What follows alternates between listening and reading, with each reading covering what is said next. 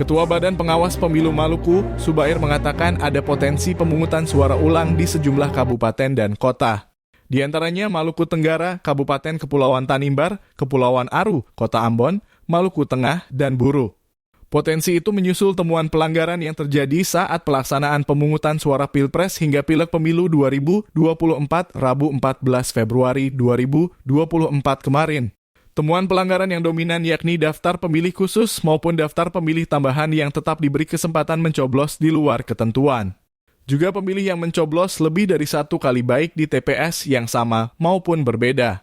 Kita melakukan pengawasan dari kemarin sampai dengan hari ini sehingga untuk pelanggarannya kita mengidentifikasi ada potensi pemungutan. Download Tribun X sekarang. Menghadirkan lokal menjadi Indonesia.